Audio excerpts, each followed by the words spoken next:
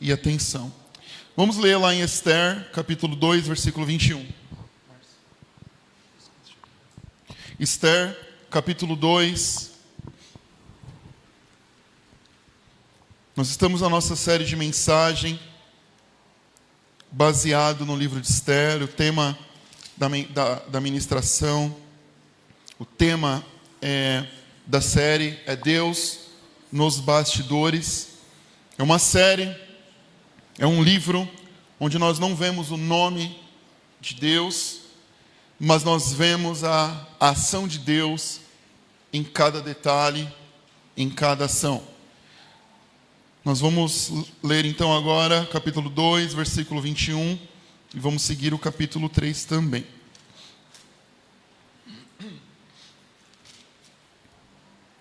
Naqueles dias, quando Mordecai estava sentado junto à porta do rei, dois eunucos do rei, que se chamavam Bigtan e Teres, eram do corpo da guarda e ficaram indignados e planejaram matar o rei Assuero. Isso chegou ao conhecimento de Mordecai, que revelou a rainha Esther. E Esther disse ao rei, em nome de Mordecai. Investigou-se e era fato. E os dois conspiradores foram pendurados numa forca. E isso foi escrito no livro das crônicas diante do rei. Capítulo 3 agora. Depois disso, o rei Assuero engrandeceu Amã, filho de Amedata, Agagita, e o exaltou, e lhe deu um cargo mais elevado do que todos os oficiais que estavam com ele.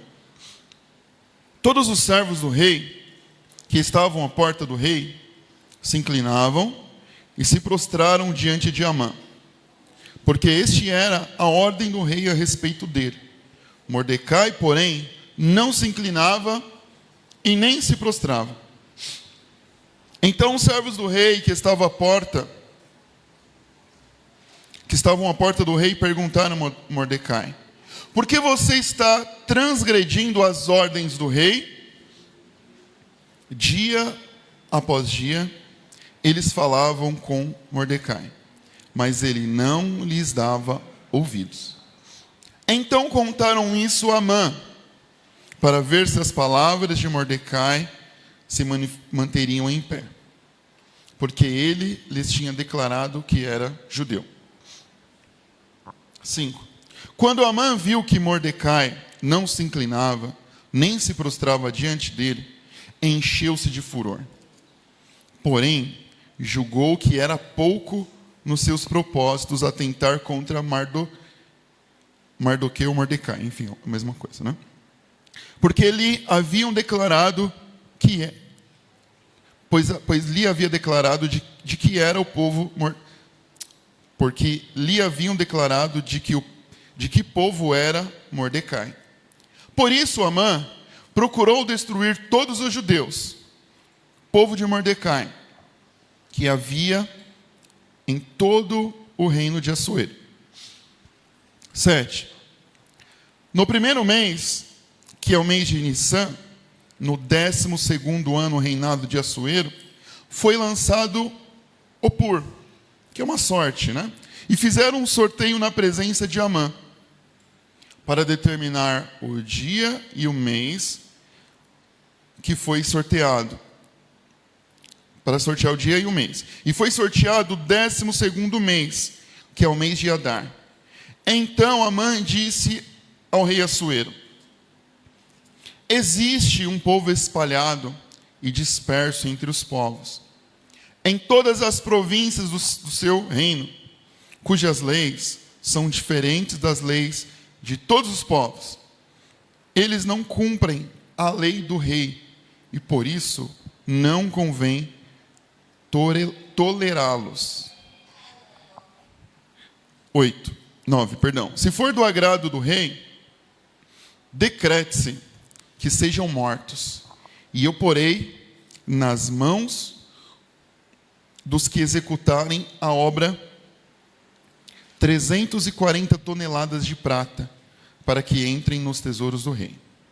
Então o rei tirou da mão seu anel e deu a Amã, filho de Rameata Agagita, inimigo dos judeus. Ele disse: fique com essa prata e faça com esse povo o que quiser. Eu já vou continuar a leitura. Então olha só, Mardoqueu, ou Mordecai, não se prostrou, né?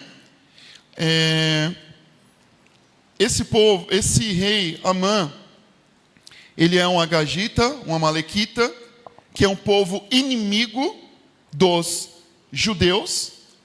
Os amalequitas foram os primeiros que atacaram Israel no Êxodo. Esse agagita, né, essa descendência do agagita, vem daquele rei que era para Saul ter eliminado, e a Saul desobedeceu a ordem de Deus e não fez isso. Sendo então Mordecai israelita, isso desperta ainda mais uma raiva em Amã, que ele fala assim: eu não vou matar só esse cara aí que não quer se curvar, eu vou aproveitar a oportunidade e vou acabar com os meus inimigos. Vou aproveitar a oportunidade. Ele chega diante do rei, ele não fala quem é o povo, ele só fala que é um povo que está espalhado, que está disperso, porque eles estavam ali no governo persa, né? Vale lembrar que o exílio ali já tinha acabado, né? A Babilônia havia exilado os judeus, né? O governo persa vem, derruba tudo. Muitos judeus voltaram para Jerusalém, mas essa galera aí decidiu continuar a vida ali onde estava. E ele só fala assim: olha, tem um povo espalhado, e esse povo não segue os nossos costumes. Esse rei já mostra uma displicência, né? É um rei que não está muito preocupado. Ele pega e entrega o anel representa o poder do rei. Ó, pega meu anel aí. É como se eu assinasse um cheque em branco no meu nome. Não ia dar muita coisa certa, não, porque não ia conseguir tirar muita coisa. Mas você pega alguém de um grande poder e fala: ó, faz aí o que você, né, bem entender. E o Amã aproveita a oportunidade para atacar aí os judeus. Versículo 12. No dia 13 do primeiro mês, chamaram os secretários do rei, segundo o que Amã havia ordenado. Se escreveu os sátrapas do rei aos governadores de todas as províncias e os chefes de cada povo. A ordem devia ser endereçada a cada província no seu próprio modo de escrever, a cada povo na sua própria língua.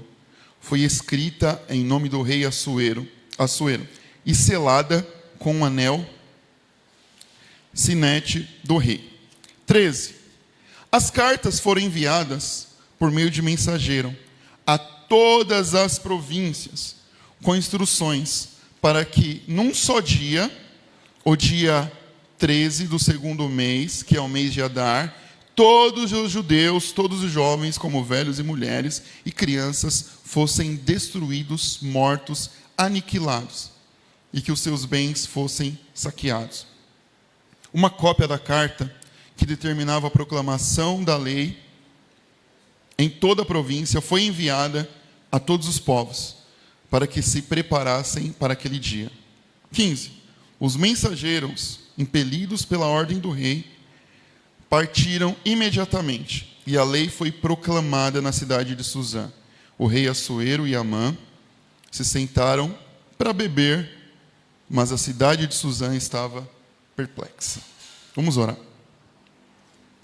Senhor, em nome de Jesus, estamos diante da Tua palavra. Eu peço que o Senhor use a minha vida, que o Senhor fale com a Tua igreja, Senhor. Eu não quero falar de mim, do que eu acho, o que eu penso. eu só te peço que o teu Espírito Santo fale através da minha boca, que esta palavra venha sobre a minha vida, Senhor, sobre a tua igreja, em nome de Jesus. Amém, Senhor. Amém. Então, diante desse desespero todo, qual que é a sensação que nós temos? Deus nos deixou. Vai tudo acabar. Seremos eliminados. Acabou tudo. Nós pensamos que Deus deixa de ser Deus quando o conflito vem em nossas vidas. Nós pensamos que Deus deixa de cuidar de nós quando algo trágico acontece. Parece que quando vem tragédia, temos aquela sensação que Deus, o Senhor tirou a mão, ou a sua mão pesou sobre mim. Nós relacionamos os acontecimentos, os fatos de nossas vidas como se fosse algum castigo de Deus ou uma ausência de Deus, um silêncio de Deus. Não é, irmão, porque Deus está em silêncio que Ele não está cuidando.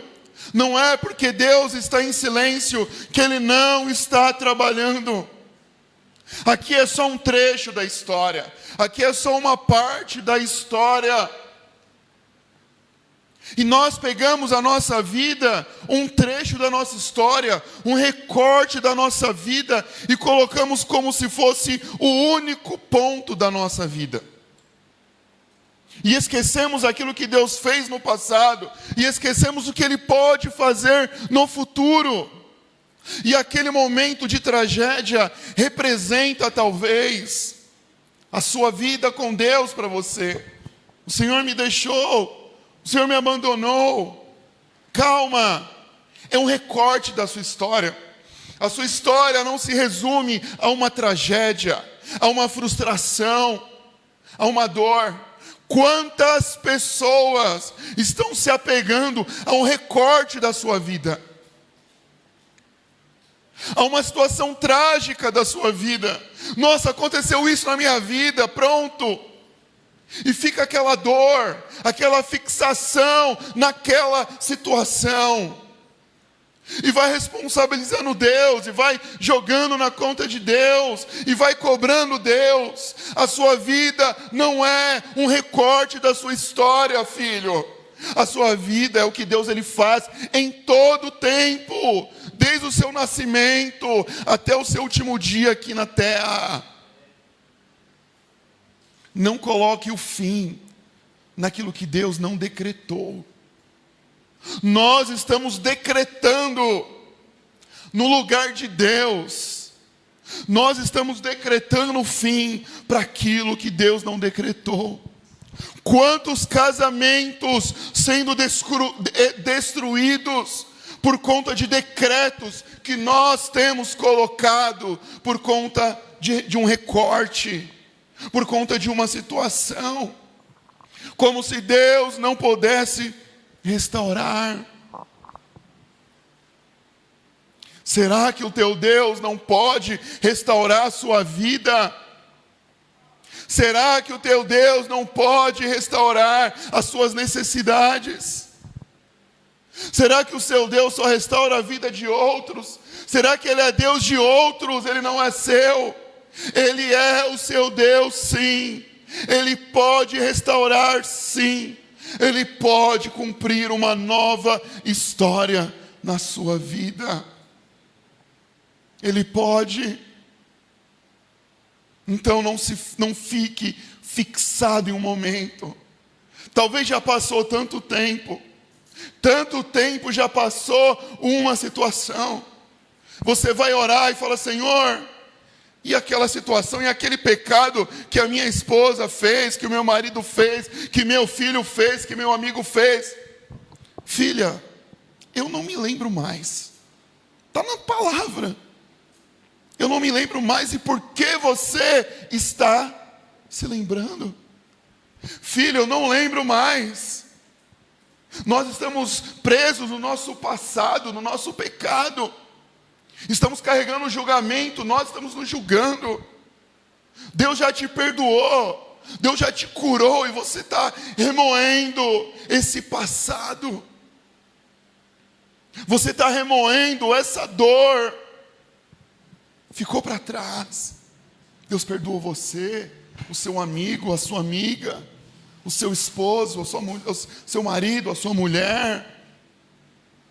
Nós temos um Deus que perdoou, porque Ele pagou o preço. É Ele que justifica cada um de nós. Não são os nossos méritos, não são as nossas ações. Então eu pergunto para você hoje: onde você está fixado, parado, estagnado? Essa história que nós lemos aqui, ela não termina aqui. Se você para por aqui, você fica revoltado. Como assim o povo de Deus, escolhido de Deus, vai ser morto, aniquilado, vai acabar tudo? Como assim? O rei está bebendo, está curtindo a vida lá, com a mulherada, e a gente sofrendo a minha vida aqui. Essa história não acaba aqui. A sua história não acaba na tragédia, irmão. A sua história não acaba na tragédia. Por quê? Porque você tem um Deus que está atuando em sua vida. Você tem um Deus que não abandona você. Deus está na sua vida. Ele não te abandonou. Ele não te deixou. A gente leu no versículo 21 e 23, onde Mardoqueu descobre uma situação onde o rei iria ser assassinado. Estavam tramando. Talvez Mardoqueu trabalhava ali na portaria do palácio e tal. Sempre está por ali, sempre está ouvindo as coisas ali. E o que ele faz? Ele conta para Esther. Esther vai e conta no nome dele. O rei vai lá e anota, está tudo registrado. Aí a gente vai no versículo 3, o que acontece? No versículo 3. Olha só. Depois disso, o rei engrandeceu Amã. Qual que é a minha expectativa quando eu faço algo bom? Que eu seja reconhecido. Poxa, eu não vou ser reconhecido, não? Eu não vou ser reconhecido? Como assim? Você está lá no seu emprego, trabalhando, ralando, faz hora extra, faz tudo certinho. Aí aquele seu amigo que falta, chega atrasado, está nem com nada, é promovido. E você fica para trás. Como é que você vai se sentir? Talvez Mardoqueu sentiu essa sensação de injustiça. Porque nós fazemos, irmãos, queremos caminhar ali pela justiça, mas o que nos incomoda é quando a injustiça bate na nossa porta. A gente fala logo assim: será que vale a pena? Será que vale a pena fazer o que é certo? Será que vale a pena fazer o que é correto? Muitos bons, homens bons, pessoas boas, se corromperam com a injustiça. Se corromperam com a sensação de desonra, ou até com a falta de honra. E quantos de nós, cristãos, por conta de falta de reconhecimento, achamos que Deus nos abandonou, Deus nos deixou. Quantos de nós, às vezes, a gente sofre com o testemunho do irmão? Eu sempre falo, chorar com os que choram é fácil demais. Ah, irmão, está chorando, vem aqui, não fica assim não, vou orar por você. Agora o irmão chega com um carrão novo, aí você olha para o seu e fala: miserável desse irmão. Como assim esse cara tem esse carro e eu não tenho? Estou na igreja servindo. Ah não, está errado isso daí. Aí a gente chora com os que choram, mas não se alegram com os que se alegram. Porque é mais difícil se alegrar com os que se alegram. Porque a gente tem essa comparação. Ah, não acredito que ele ganha mais que eu. Como é que ele consegue esse emprego? Eu não consigo. Aquela sensação de desonra, de injustiça bate. E a gente começa a questionar a Deus. Começamos a questionar a Deus. E pensamos, ah, Deus, não está valendo a pena. Não está valendo a pena, por que isso? Porque as coisas boas acontecem para gente ruim. E porque para mim, que sou bom, coisas ruins acontecem. E aí eu falo para você, a gente vai entender também que esse ponto de Mardoqueu não para aqui. A gente vai ver lá mais para frente, você não pode perder. Semana que vem, 3º episódio da série. Esqueci o tema da série. Deus nos bastidores. E você vai ver que Deus vai honrar o Mardoqueu. Depois vocês podem cortar essa parte do YouTube, por favor. Então, não para por aqui. Deus está cuidando de você. Deus está cuidando de você. Tem coisa certa para tudo, irmão. Tem coisa certa para cada momento. Capítulo 3, versículo 2. Mordecai não se curva. Era ordem para todo mundo se curvar. Todo mundo se curvava e ele não. Ele foi rebelde. Ele foi rebelde. Por que ele foi? Amã era um amalequita. Era inimigo do povo de Judá. Você vai se prostrar diante de um inimigo? Jamais. Também era cultura. O judeu não se prostrava. O costume era prostrar diante de Deus e não de homens. Ele não se prostrou. E nesse mundo, nós somos desafiados a não se prostrar diante de coisas que vão aparecendo diante de nossas vidas. Ser cristão é viver contra a cultura, contra aquilo que é comum, contra aquilo que é costume. Eu acho que eu já falei aqui algumas vezes, o cristão, ele quer, parece que ele quer ser igual ao mundo em muitas vezes, ele quer aparecer, ele quer atrair o mundo e ele quer parecer com o mundo. Só que as pessoas lá fora estão cansadas do mundo. A gente não precisa perder a nossa identidade. A gente não precisa se prostrar à cultura do mundo. E quantos de nós estamos nos prostrando? Eu lembro, talvez o Carlos vai lembrar, quando a gente fazia o seminário, um colega lá, ele deu testemunho que ele estava no trabalho dele, e aquele trabalho ele tinha que ser corrupto, ele tinha que fazer alguma coisa errada. E ele, como cristão, ele disse, eu não vou fazer. Ele perdeu o emprego dele. Ele não se prostrou. Quantas vezes nós, para sobreviver, pensamos que precisamos nos submeter à cultura do mundo para sobreviver. A gente tem que ler mais a Bíblia. A Bíblia fala para a gente ficar feliz quando se a gente está perseguido. Se a galera está falando mal de você, você está no caminho certo, irmão. A gente quer que a galera do mundo goste de nós. Acho que eu já até dei um exemplo aqui, Uma vez,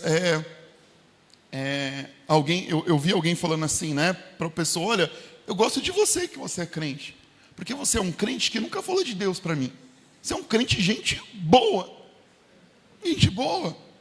Se você quiser ser amigo do mundo, você vai se amoldar às culturas do mundo. Você vai se prostrar à cultura do mundo. E nós precisamos ter essa coragem de não se prostrar à cultura, de não se prostrar àquilo que o mundo está dizendo.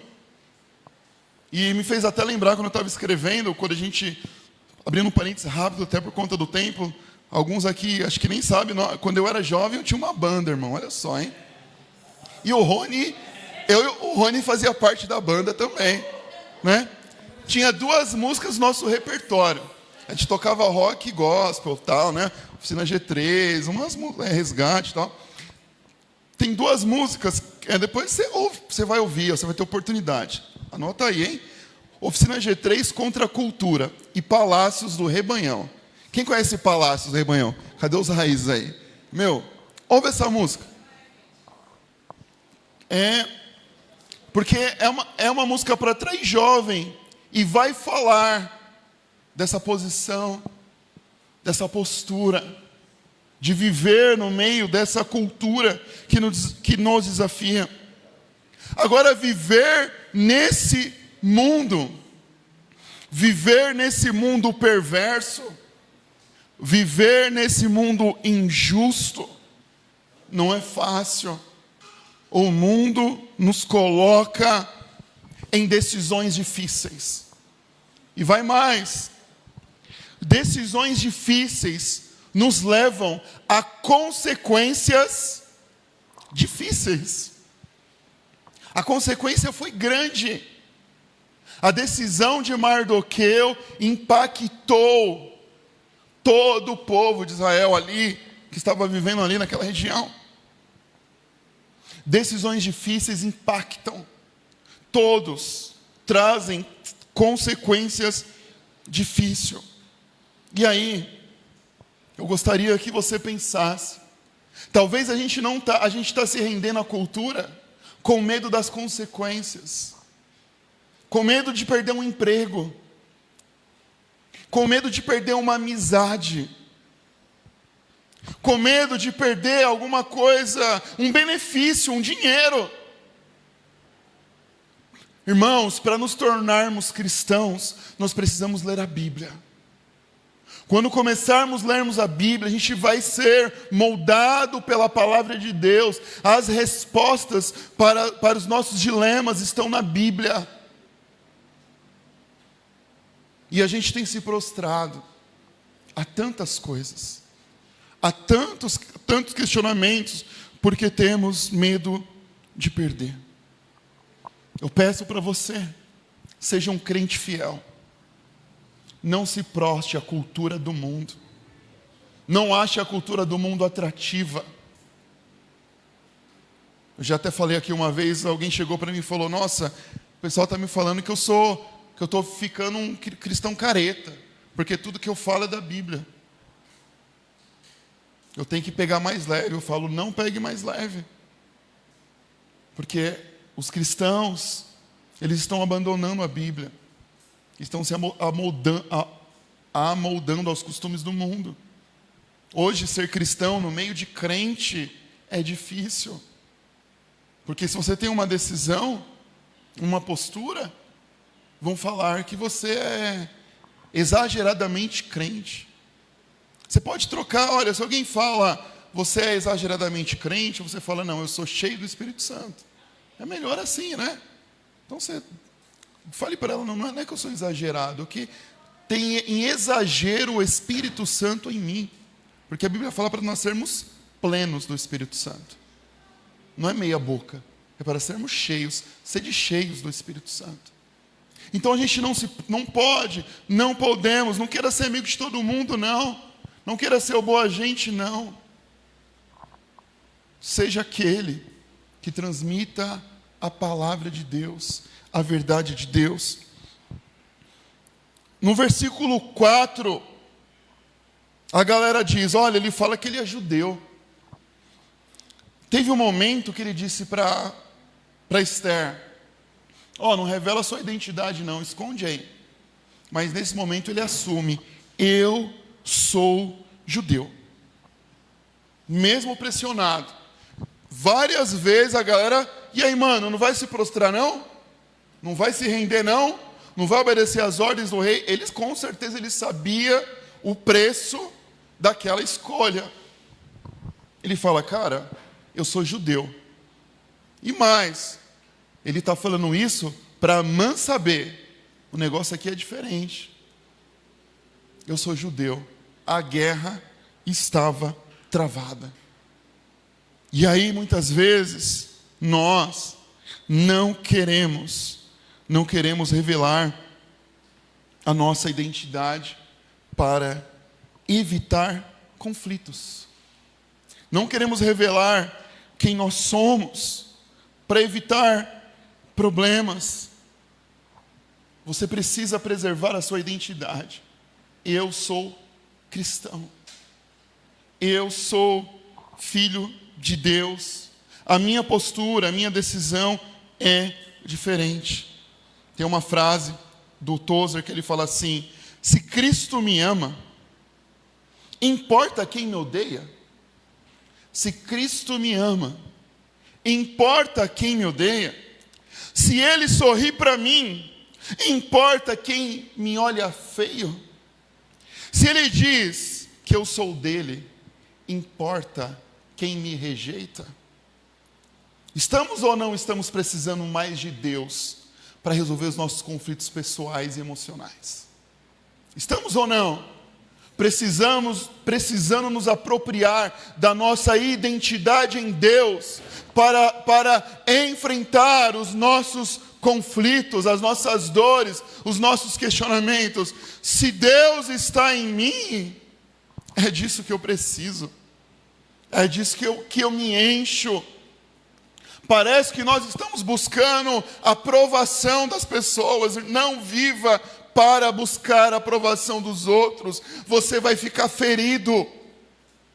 Não viva para que o outro olhe para você. Você vai ficar frustrado. Se você viver dessa forma, me desculpa, você vai sofrer muito. Você vai sofrer muito.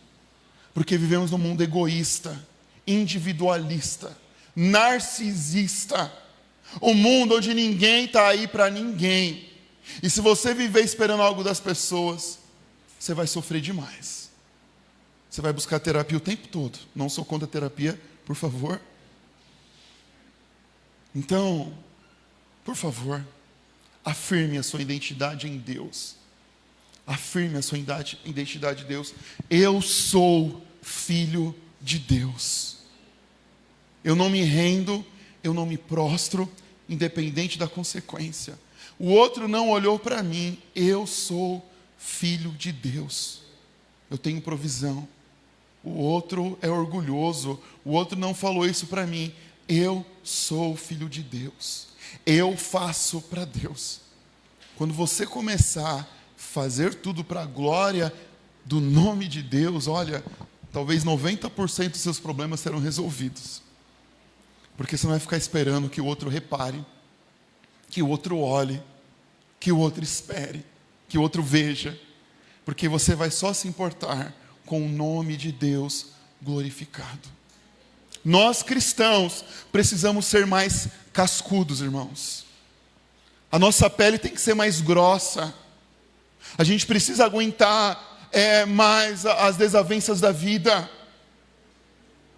Infelizmente, nós cristãos, a gente está mole, irmão. A gente está mole. A gente está sendo derrubado por qualquer coisa. A gente está chorando por qualquer coisa. A gente está desabando por qualquer coisa.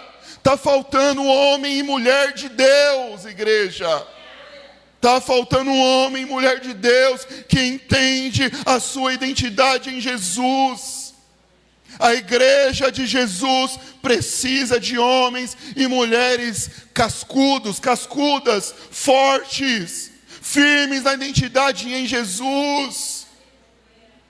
A gente está chorando, a gente está sofrendo por qualquer coisa, a gente está se rendendo a qualquer coisa. Que Deus levante homens e mulheres fortes na igreja dele. Que Deus levante homens e mulheres firmes na identidade em Jesus Cristo. Que Deus levante combatentes de guerra, dispostos a sofrer perseguição, a chorar, a perder em prol do nome de Jesus. Que Deus levante pessoas que estejam prontas a entregar a vida para a glória de Deus. Que Deus levante essas pessoas. A igreja precisa dessas pessoas que não se prostrem. Fala para Deus: Senhor, forma o meu caráter. Forma o meu caráter. Não é a geração Z, Y, não é o que o pessoal está dizendo, é Nutella ou não é. Não, quem faz o seu caráter é Deus. Independente da sua geração, irmão. Eu estava lendo um livro do Spurgeon, um dos maiores evangelistas do século XIX. Obrigado, Carlos. E eu estava lendo o livro dele, eu falei: meu Deus, me parece o que ele está falando não se encaixa hoje. Senhor, como é que eu vou falar isso para alguém? Como é que eu vou pregar isso? Como meu coração doeu. Porque me parece que aquilo que ele vivia não cabe mais em nós. A forma de renunciar, a forma de viver não cabe mais a nós. Senhor, como está distante. E aí falamos: por que, Senhor, as coisas não vão? Por que não avança? Porque as coisas não acontecem em mim. Porque a gente não consegue nem renunciar a uma Netflix, irmão. A gente não consegue nem fazer uma renúncia de um mês, de um jogo, do Instagram. A gente não consegue. A gente não consegue. Como Deus precisa, como nós precisamos mudar a nossa postura. Porque Ele é o mesmo Deus, Ele não mudou. Ele é o mesmo. Se Ele é o mesmo, Senhor, faça essa obra na minha vida. Cura as minhas dores, as minhas enfermidades, as minhas angústias. Muda. Esse homem, Mardoqueu, ele não se prostrou. Lá no versículo 15 e 16, os mensageiros impelidos pela ordem do rei partiram imediatamente. E a lei foi proclamada, ou seja, para assassinar todos os judeus. E o rei Assuero e Ramã se assentaram para beber, mas a cidade de Suzã estava perplexa. As coisas não mudam, né? Os governantes curtindo a vida, os governantes cheios do dinheiro, e o povo sofrendo. E o povo sofrendo. Não muda. Não muda. Por isso que nós cristãos precisamos estar firmes contra essa cultura. O mundo está tomado pela injustiça. O mundo está tomado pela perdição. O mundo está tomado pelo abandono, pela vingança, pela morte, pelas drogas, prostituição. Os governantes estão lá. Eu peço para você, não coloque um governante como um Deus, irmão. Por favor, você tem direito a votar, a escolher, mas não coloque ele como um Deus, como o cara que fosse salvar, não é ele. Cuidado, por favor, cuidado, cuidado. Vote em quem você quiser, mas saiba que quem pode salvar o mundo é Jesus de Nazaré. Saiba que a igreja, que é o canal de Deus, para resplandecer a glória dele, somos nós aqui. Nós que devemos orar, dobrar o joelho, se prostrar. Não se iluda, não se iluda com essas coisas. Muitas coisas acontecem lá fora para atrair voto de crente, irmão. Cuidado, cuidado. Vote consciente, sim, mas mude como homem, como mulher. para que Deus também transforme o Brasil, a sua cidade, o seu bairro, através de você. Através de você. Seja esse instrumento de Deus. Para encerrar aqui, você tem se curvado diante dos desafios do mundo? Você tem se silenciado diante do confronto? Como é que está a sua casca? Você está firme? Ou você é aquele crente, como dizem lá, igual, eu não sei as expressões, são muito ruins. Mas enfim, como é que você tem sido? Seja um homem valente, seja uma mulher valente, siga firme, não se curve. Você está disposto a permanecer em pé? Primeira coisa é disposição. Você precisa querer. Tem gente que não quer. Está acontecendo um monte de coisa na minha vida, ok. Você quer ficar em pé ou não quer? Esse é o ponto. É decisão. Mas está acontecendo isso. Eu quero saber, você quer permanecer em pé ou não? Mas fizeram isso comigo, aconteceu isso. Tudo bem, filho, eu sei. Você quer ficar em pé ou não? É sobre isso, irmão. É sobre permanecer. É sobre continuar. É sobre querer. Às vezes é porque nós não queremos mais. Não quer mais pagar o preço. Não quer mais e depois decide se curvar, se prostrar diante da cultura. Então, que você possa ser um homem e uma mulher que não se prostra diante dessa cultura. Saiba que Deus está agindo na sua vida. Deus está agindo em você. Amém? Eu quero orar com você, nós vamos servir a ceia. Vamos ficar em pé.